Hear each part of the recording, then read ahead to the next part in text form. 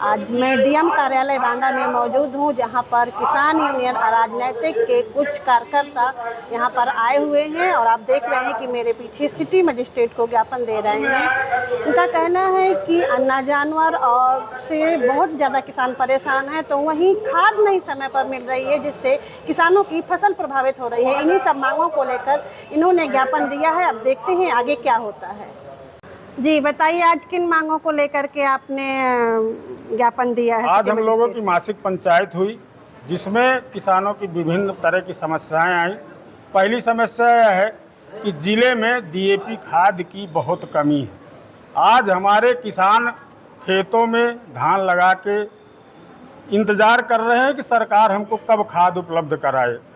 समितियों में जो चाहिए पर्याप्त खाद वो नहीं पहुंच रही है।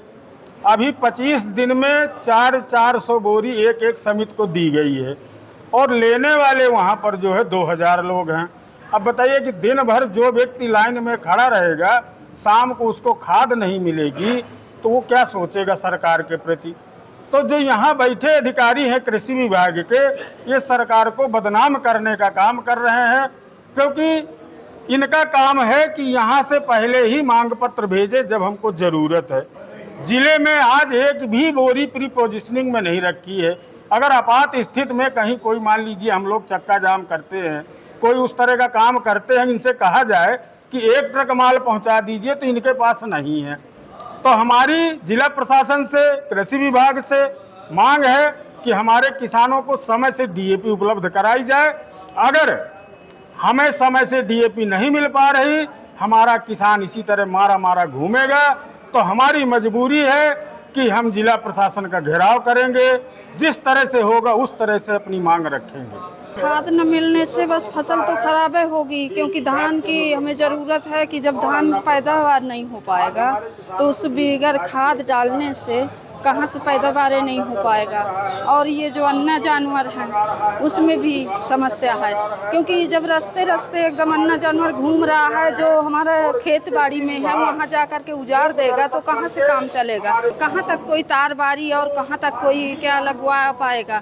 इसलिए प्रधानों को जो है वो करके गौशाला में ही अन्ना जानवर होना चाहिए, लेकिन ऐसा कुछ नहीं हो पाता है, क्योंकि वहाँ आकर के सीधे जो है अन्ना जानवर घूमे और एक ही दिन में पूरा उजाड़ करके और चले जाते हैं। तो इसमें बहुत ध्यान देना पड़ेगा। अभी किस चीज़ की फसल तैयार हो रही है? अभी वही धान की है, और जो है लगे हैं जैसे अरहर है और ये है क्या कहते हैं ज्वार है, इसका तो अन्ना जानवर आएगा एक दिन में सपाट करके चले जाते हैं। अगर समय से खाद नहीं पड़ेगी उसमें, तो किस तरह की पैदावार में घटी होगी? कुछ नहीं हो पाएगा, क्योंकि बिल्कुल पतली जो है उससे बाली निकलेगी, उसमें पैदावार नहीं हो पाएगा, तो किसान तो मारा ही जाएगा।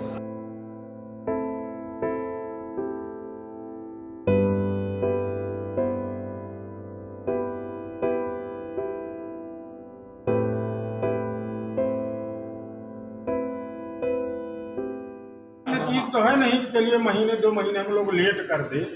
खाद ये है कि 2-4 दिन का अगर समय हमारा निकल गया तो हमारी फसल कमज़ोर हो जाती है।